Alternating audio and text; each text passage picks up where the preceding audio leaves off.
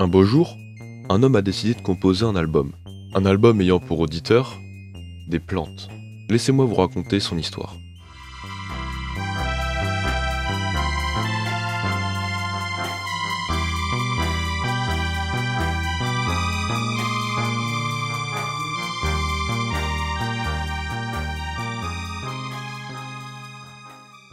Bonjour et bienvenue dans une nouvelle vidéo. Vous avez peut-être pu lire sur la miniature un album destiné aux plantes. C'est un concept, disons, original.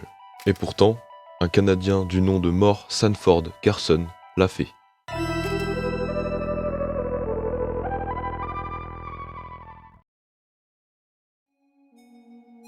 Mort Garson est né le 20 juillet 1924 à Saint-Jean au Canada et décédé le 4 janvier 2008 à San Francisco à 83 ans. Il fut tout d'abord un compositeur, mais aussi un arrangeur et un parolier.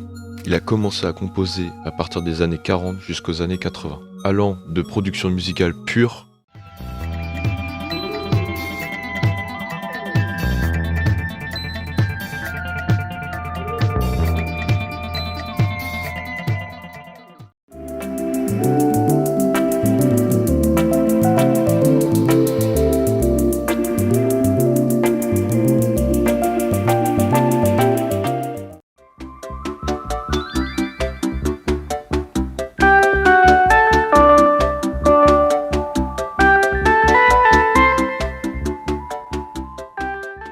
mais aussi ses très nombreuses participations dans les soundtracks de films, et même le générique de fin d'une série de documentaires au Canada, Untamed World.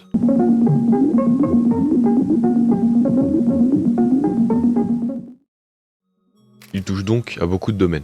Mort Garson se consacrera toute sa vie à la musique, ses compositions ne seront pas si connues que ça, et ça restera un artiste peu influent, mais passionné par ce qu'il fait.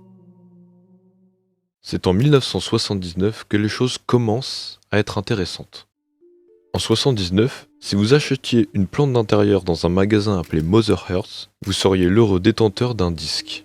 Ce disque se nomme Mother Earth Plantasia, et il contient 31 minutes et 4 secondes de musique électronique. C'est donc un album parce qu'il est composé de plusieurs musiques, et sa particularité, c'est qu'il est dit conçu pour, je cite, aider à faire pousser les plantes. Et là, bam, on se dit qui est ce mec pour consacrer autant de temps à la musique pour faire un album aux plantes. Ou alors, c'est juste un génie. Eh ben, qu'un seul moyen de le savoir, il faut l'écouter.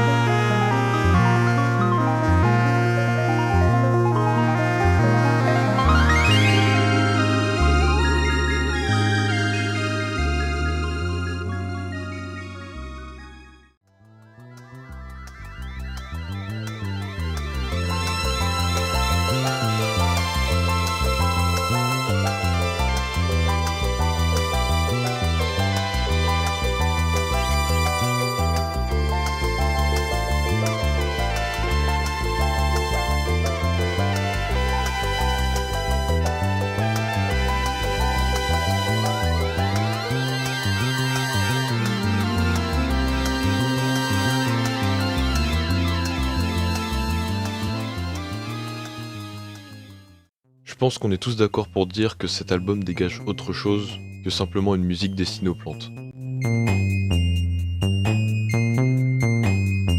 Alors, on y croit ou pas, mais sachez qu'un mec, Joël Sternemer, un chercheur français mais qui a également été musicien, a émis une théorie comme quoi la musique serait bénéfique pour les végétaux. D'après lui, lors du processus de synthèse des protéines, les acides aminés émettent des séquences de signaux quantiques qui constituent une mélodie dont chaque note correspond à un acide aminé de la protéine visée.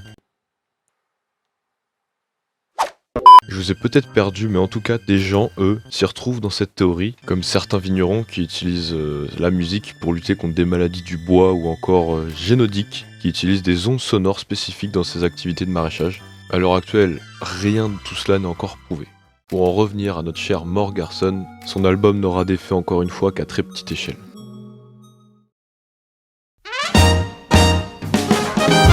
C'est dans les années 2000, avec l'apparition de YouTube, que l'album refait surface grâce à l'algorithme.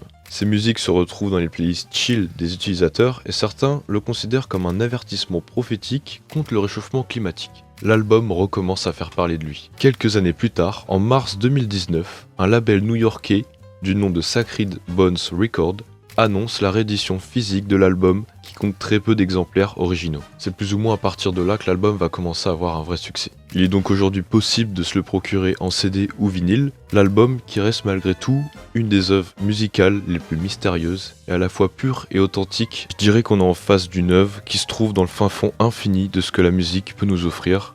C'est l'unique Plantasia.